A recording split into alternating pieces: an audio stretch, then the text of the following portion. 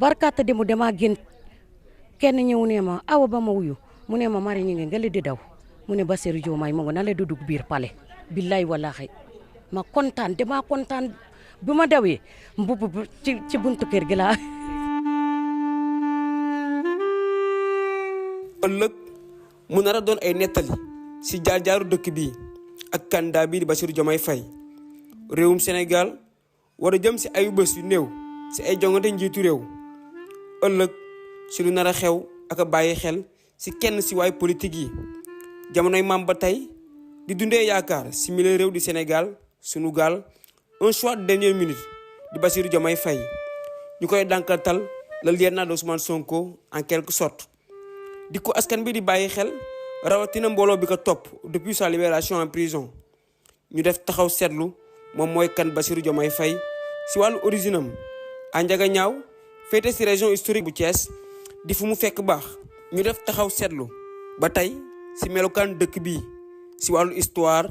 ak njiit yi fi nekkoon di ay waay politique si aar ak cosaan ak les waxul si kàddu ñu fi dëkk seen jafe-jafe ak yaakaar bi ñuy dundee ginnaaw seen doom bokk ci 19 candidats yi war a laaj baatu askan bi si bésu 24 mars. Ndiaganiao wax dëgg dëkk la boo xam ne am na histoire ndax dafa mos a nekk dëkku bañkat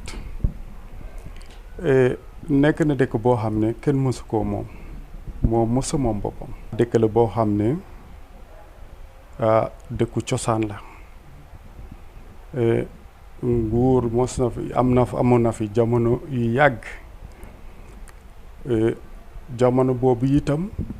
dafa nekkoon nguur boo xam ne xëy na boobu jamono yooyu tubaab bi ñoo leen fa bàyyi woon ñu nekk fii ñooy chef de canton moo fa amoon jamono boobu. am na Ndiaganiao nag xam nga dafa nekkoon dëkku séeréer ak dëkku wolof comme ni ma la ko mën a waxee waaye nag boo ko xoolee dëkku séeréer la ñoo fa ëpp daal ci loolu taxoon na bu jamono boobu séeréer yi doon nañu xeex pour moom seen bopp waaye xam dugg ci lan moo nekk àddina ndax àddina jamono boobu affaire ba day suppeeku ndax àddina yàgg na waaye day dox ku mel ni comme Pa Ndioumoukor mooy maamu Bassirou bokk na ci ñi nga xam ne ak ñi ma nekkaloon parce que jamono boobu mu ngi jógu woon ci armée fekkoon ne ñi fa desoon jamono melul woon nii mais yàlla def bu mu ñibbisee ak seen ay xaaritam ak mbokkam ñi ma nekkaloon ci armée bi bu ñibbisee fekk mag yi booba xëj na njàng demul noonu seen xam-xam tolluwul noonu moom moo jóg wax ak askan bi wax ak waa Ndiaganiao jàpp leen di xeex ba nooteel boobu jóge fi. Ndiaganiao nag ci ni ma la mënoon a wax ci li ma déggoon moo indi turu Ndiaganiao dafa am benn paa boo xamante ne dafa jóge woon fu sori waaw mu dégg ñuy wax waa Ndiaganiao de dama dégg dafa bari ay ñebe mu ne waaw Ndiaganiao boo déggee Ndiaganiao bu ñu jiwee ñebe lu tuuti bu ñu jiwee ñebe rek mu walaa bar gerte lu ñu laal rek mu walaa bar moo nekk dëkk bi ay julit ñoo fa dëkk ñu bëgg diine ñu bëgg lislaam Ndiaganiao bu mu tollu tey ku xamul lislaam mënu fee dëkk ci ni ma la mën a wax papam moomu nag toujours def ma doon wax saay bu ma taseeg mu ne ma ay yow sa yaay bu baax bi doomu kem fay sama jigéen la woon billaay mu ne ma melal ne sa yaay mel loolu moo tax nag may daw ci kaw Bassirou Diomaye papam ci buur yi la bokkoon buur yi nag bari woon nañ Ndiaganiao ndax man mi itam di wax ak yow Malick Ndene Diouf mi nga xam ne mooy sama magu papa nguur la fekkoon Njangaan Ñamar bu jur sama papa Njangaan Ñamar moo jur ma penda Njangaan mu ma jur nguur la fekk fii dafa bari woon nguur yaa ngi may dégg ku sàcce woon fu sori boo ñëwee rek dañ lay wax yóbbu leen ko kër Malick Ndéné Diouf nga gis jooy nu mu mën a mel mu jooy ko kon nag man mii di wax ak yow damaa mel ni Basirou damaa fekk nguur histoire u Ndiaganiao ba nag rëy na bari na. fii tubaab yi dañ fi doon ñëw di fi loose ñu leen di bégal di leen di defal lu nekk ba tey itam tubaab yi dañuy jóge fale waaw moom ñuy mag ñu xaw ma ca magam la xaw ma lanam kii yu Basir boobu xaw ma nuñ koy waxati kooku itam tubaab yi boo gisee tubaab yi ñoom itam dañu doon dal ci ñoom. Njuma Koor Fay Malick Ndéné Diouf El Hadj Kodou Ndiaye ak Njangan Ñamar bu jur sama papa ñoo nekkoon buur yi fii. bu loolu amee dem nañ tey ba naan tudde ay Ndiaganiao ay école primaire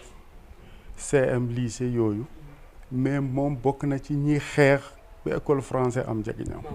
maam Basirou mooy Njuma Koor ca moom mën naa wax ne ci moom la Ndiaganiao commencé changer mbokk séeréer yi mën a am seen bopp mën a jot ci école moom ba xëyoon day dugg ci biir dëkk bi bu rombee xele mu toog mu nee la lu tax demoo école sa papa ba lu tax dugalu la école jaral na ko mu gis sa papa ne ko yóbbul kii mu dem jànge école dafa doon dox ci biir mbedd yi di wax loolu mu nekk koo xam ne wax dëgg yàlla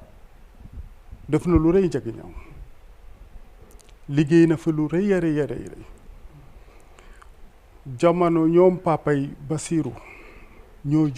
jékk ubbi école bi ñu jékki taxawal Ndiaganiao ñoom sama Njuma Koor Fay mooy papa Basirou waaw bon Ndiaganiao itam wax dëgg yàlla histoire am yaatu na lool lu nee dëj nañ ko woote lu nee dëj na ko moom waaw kon moom wax dëgg yàlla nekk na koo xam ne tey tund bi yëpp koo ko laaj wax la ci moom dara waaw xeex na ci bu baax a baax ndax tey bu fekkul woon loolu kon heure bi tey nii njànge tollu ci Ndiaganiao du gaawe tollu noonu parce que kon dañ ci yéexe jot mais yàlla def na wax dëgg yàlla xeex na ci walam bu baax a baax Ndiaganiao nag wax dëgg vraiment bi ma nekkee ba xale ba tey dafa yàgg a développé lu ñuy jooy daal mooy tali bi patron bu jógee Dakar di ñëw fii boo tegee sa vala rek da ngay son yoon bu baaxul rang-rang bi da ngay poussière man nga ñëw feebar mais Ndiaganiao yàgg na développé foo tourné nag ba ci kër yi yu kii ay bâtiment yoo xamante ne buñ la waxee séeréer ko moom sax da ngay foog ne nii la courant ba nag day takk guddi bëccëg mukk du fay waaw tali bi rek la ñu bëgg nag bu yéegee jàmm mu defar ñu tali bi courant bi yegul noonu mais courant bu njëkk bi yegg na mag na ay xale mais damaa xamul ban année la nag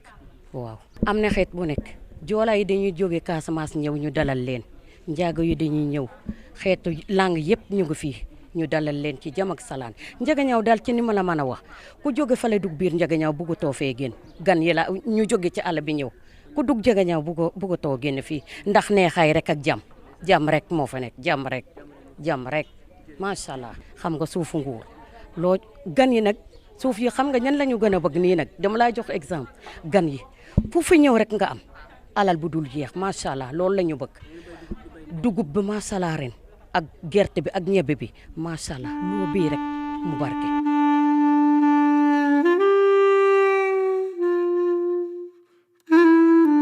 Ndiaganiao di ab dëkkuwaayu séeréer ëmb lu toll ci ñaari fukk ak juróom-ñetti village mu ngi féete ci département bu Mbour à 120 kilomètres de Dakar yàgg na am également ay personnalité politique di Diegane Sène ministre nekkoon tamit 8e vice-président de l'Assemblée nationale du Sénégal Grégoire Biram Ngom doonoon sénateur député ak directeur diocèse bu Kaolack ba tey Bassirou Diomaye Faye si wàllu jaar-jaaram maanaam nekkinam si jamonoy tuut tànk moom Bassirou Diomaye Faye si ay nettali di ay xaritam yu mu doon fawal di ñu xamal ak a nettali taxawaayam si biir dëkk bi. Bassirou Diomaye day mën naa wax lu bëri ci jeunesse am ndax yàlla dafa def ñu daje 6e collège man ak moom bokkoon classe foofu lañ xamante ndax dafa amee entrée en 6e ci école élémentaire Marie Médiatrice bu Ndiaganiao man ma amee entrée en 6e El Hadj Codé Ndiaye ñu daje 6e xamante foofu mu nekkoon camarade bu bëgg jàng et puis koo xam ne curiosité intellectuelle dafa teel a fës ci moom mu abordé ma un jour ci tooñante nii rek doo ma jàngal mathématique fekk moom matière littéraire ci classe bi kenn mënu ko ci challenger loolu moo ñu boole mu yoroon li ma soxla quelque part ma yor loo xam ne tamit daf koo soxla ñu miinante ci loolu yàlla def mu nekkoon ku bëgg lecture aussi man tamit avec le centre de lecture et d'animation culturelle CLAC bu Ndiaganiao doon ko fréquenter di fa lire ay livres loolu gën ñu rapproché ñu daan faral ku lire livre bu neex recommandé ko keneen ki mu lire ko ñu ciy discuter affaire yooyu loolu poussé ñu ba ñu gën a jegante donc depuis boobu ba léegi ba fii may wax ak yow nii politique def ñoo fekk mën naa ne sax man maa ko njëkkoon a am ay ambition politique mais moom politique bi da koo dab bi mu ko dabee tamit moom ma ci njëkk a dugg ndax amaana buntu yi ma bëggoon a jaar pour dugg ci politique gisuma ci woon li ma permettre woon ma dugg ci. 92 93 lañ doon def 6e bu ma juumul ci collège bi 92 93 lañ daje foofu ci collège bi en 6e nekkoon foofu ba 97 lañ am BFM ñun ñoo voyagé ndoo bi ñuy jógee ci suñu BFM bi di ñib si ñun ñoo demandoo lycée Demba Diop du Mbour ma def fa seconde après sama papa transféré ma Mboro moom mu des foofu continuer fa ñu retrouver wu à l'université année yi ñu nekk pratiquement yëpp université ñun ñoo dëkk ci même chambre à part benn wala ñaari année ñun ñoo dëkk ci même chambre bu ñu jógee université tamit ñun ñoo dëkkandoo à face foofu la ñu luye woon benn néeg temps muy ñuy def suñuy formation moom muy def formation ENAM bi may def sama master 2. ma ne nguur Senghor nekkoon na nguur Ablaye Wade nekk nguur Macky Sall nekk nguur ak kii Léopold kii ak Abdou Diouf xam nga canton yooyu yëpp bu ñu déggee ñu nguur yi foofu la ñu jóge xam nga dañoo kontaan kon nag yow xoolal rek ci ni ma la wax rek suñu tali bi nu mu mel patron yu nekk ci biir Ndiaganiao war a jàppale koo xamante ne doomu Ndiaganiao la te bas ci ni ma la mën a wax dafa fekk nguur yaa ngi may dégg bu wax li ma la wax Bassirou Diomaye dafa fekk nguur njuma koor bu jur papam nguur la nekkoon kon nag comme li ma leen wax ku bañ ku bëgg bas yéeg na ci kaw pale bi ba pare waaw moo tax keroog ma wax leen raxas leen xol yi jël socc seen bëñ yi bu ñu weex tal ñu jàkkaarloo kii ngoxu Bassirou ku am sa carte demal sanir Bassirou Diomaye Bassirou nag dama koo bëgg ci sama xol xam nga ñu ngi koy wax Bassirou Diomaye Faye dugu waagaan xaalis waagaanoo Faye waaw bi ma déggee bi Bassirou génn na maam jaara ñi ma le woo ma téléphone ne ma aw ma ne ko mu ne ma Bassirou Diomaye génn na damaa kontaan jóg ci guddi gi damaa jàpp ba set julli ñaan barkaata demu damaa génn kenn ñëw ne ma awa ba ma wuyu mu ne ma mari ñi nga le di daw mu ne Bassirou Diomaye mu nga na le dudug biir palais billaay wallahi ma kontaan damaa kontaan bu ma dawee mbubb ci buntu kër gi laa ci buntu kër gi laa ko kiyee billaay dugg na lël suñu kanam parce que benn génération moo dugg suñu diggante dugg na lël def cosaan fii la ko defee fonk ko ci ASC bi aussi daawul tardé nawetaan bi yoroon na fi ASC bi su caravane mosaan am aussi moom moo doon presque mën nañ jàpp ne moom moo doon moo yàgg doon njiit bi daal da ci doon wonewu da ci doon dem ak ful ak fayda maanaam lépp lu mosaan am fii nii ci mbiru jeunesse moom da ci daan jàpp bu ñu demee ba ay jamono aussi ñoom mën nañ jàpp ne que suñ demee ba am benn empreinte amicale des élèves et étudiants mën nañ jàpp ne que gàcci ngaalaam ak ñoom ak ñi nga xamante ne ñoom la demandoo université ci wàllu jeunesse bi daal lépp lu jeunesse bi mosaan di def moom da ci daan yëngu da ci daan jàpp loolu daal mën nañ ko seede ci moom bu baax a baax te dëgg-dëgg si yàlla mosul foowee njàng te ñun ñi def ñu yàgg encouragé pour ñu gën a góorgóorlu ci njàng mi. liggéeykat la ku fonk ay waajuram la ku fonk aussi ay dëkkandoom la ku sérieux la ki nga xamante ne aussi dafa yëg nit tey foo mën a dugg biir Ndiaganiao leen rek lañ lay seedal ci moom mooy ku jub la ku yaru la ku fonk nit la ku nangoo liggéey la. Bassirou Diomaye bu mu nekkee élève daawul tardé nawet su nawet mosaana jot day ñëw béy si comme ñëpp bu mu demee ba am BFEM aussi dem Mbour bu vacances mosaan am aussi dafa daan ñib si Ndiaganiao béy comme ñëpp da daan liggéey góor en même temps da daan jàppale yaayam loolu ñun ay xale lañ woon ci kanamam mais loolu mën nañ ko seede te moom aussi daf ñu daan encouragé bu ñu nekkee xale di jàng quoi voilà suñ mosaan am voilà luñ mosaan a am ci ay composition aussi moom da ci doon xam dara quoi di ñu galvaniser di ñu encouragé di ñu toppatoo daal bu ñu nekkee xale daal dëgg-dëgg si yàlla mu doon suñu grand frère mosuñu bàyyi benn yoon quoi ba aussi ñun ñi yàlla def aussi bu ñu demee ba université man mën naa ko seede nekkoon naa président amical des étudiants mais moom daf ñu daan jàppale ci lépp Bassirou Diomaye ñun ñi bu ñu nekkee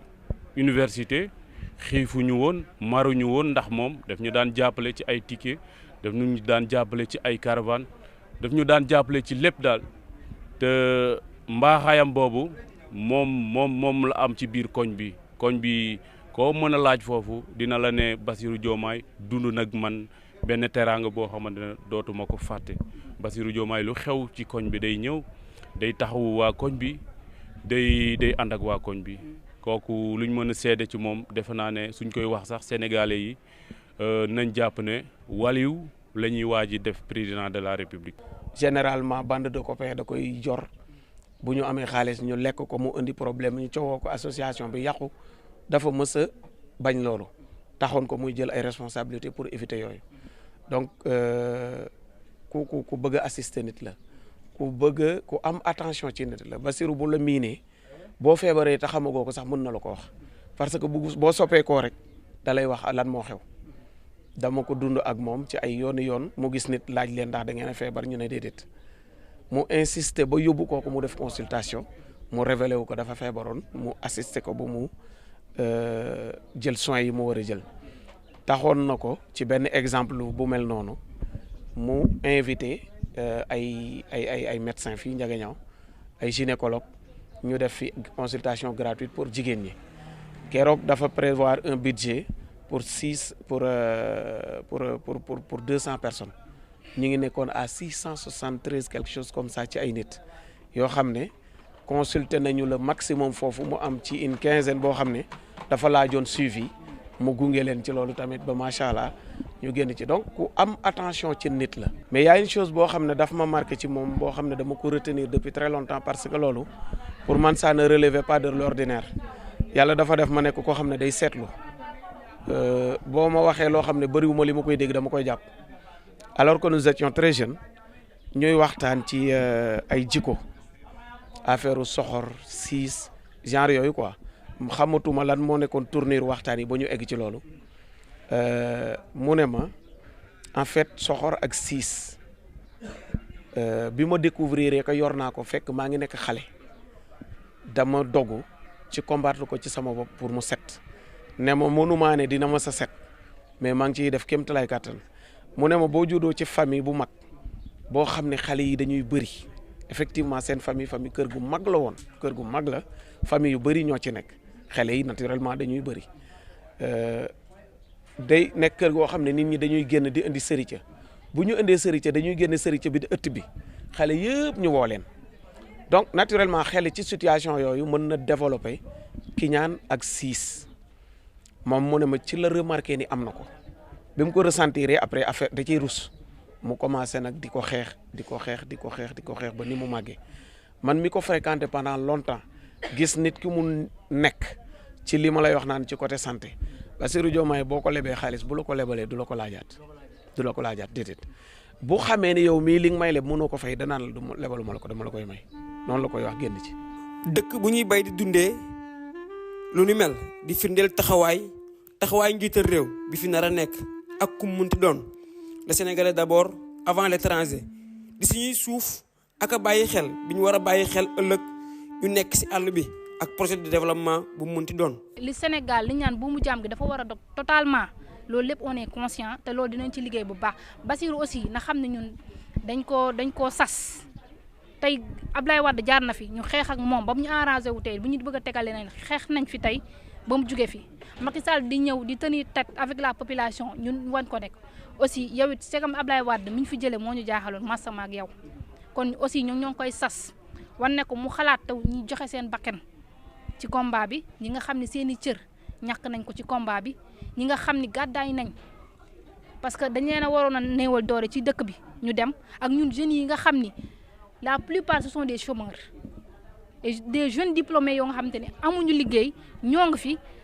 loolu lépp ci wàllum système bi fi nekk wàllum sàcc wàllum fen wàllum njuuj njaaj kon loolu lépp moom xam na fi mu jugee. fii dafa bëri lu nit mën a def pour génn si soo jëlee Ndiaganiao soo jëlee à la périphérie y a beaucoup de jeunes yi nga xam ne bougé tuñu maraîchage la ñuy def ils sont en train de s'en sortir soo ñëwee fii su ngoon di nga gis benn marché boo xam ne ay légumes kese nga fiy jaay ça loolu moo lay won ne fii Sénégal li Ndiaganiao léegi à travers Ndiaganiao nit ñi am nañ lu ñu fi mën a def da ngay gëm sa bopp mooy lan nga gëm ne man fii laa dëkk dama ko war a defar kenn waruma gën a mën a defar sama dëkk nga jël sa responsabilité nga ne man damay tekki sama dëkk par force. li ñuy xaar ci moom mooy li Sénégal di xaar ci moom mooy un grand renouveau du Sénégal ndax Sénégal tey boo ko seetloo ay cadres de haut niveau ñoo nekk ci parti bi ay responsables des experts de tout bord tribord ba bord ñoo fi nekk ñoo ŋànk projet bi nga xam ne moom la ñu bëgg a royale Sénégal ci kanam te loolu Bassirou Faye Sonko da ko xool Ousmane Sonko président Ousmane Sonko da ko xool yenn responsable yëpp témoigné nañ ko ne Bassirou Faye waxuñu nekk à la hauteur mais lépp li nga xam ne moom la ñu gis ci président Ousmane Sonko gis nañ ko ci Bassirou Diomaye Faye ci en terme de qualité en terme de leadership et en terme de vraiment détermination pour relever les défis les plus énormes pour le Sénégal. di kaddu ñu fi dëkk ici à Ndiaganiao si wàllu histoire am ak bëgg-bëggu askan bi ëllëg di lu ñuy sóoraale ak nguur nu muy doxee wuuteeg nu jamono làmboo Senghor Abdou Diouf Laye Wade jàpp Macky Sall xanaa di bàyyi xel suñuy kàddu démb fexe ba mu méngoog l'histoire di nettali te mu des dans les annales de l'histoire politique du Sénégal.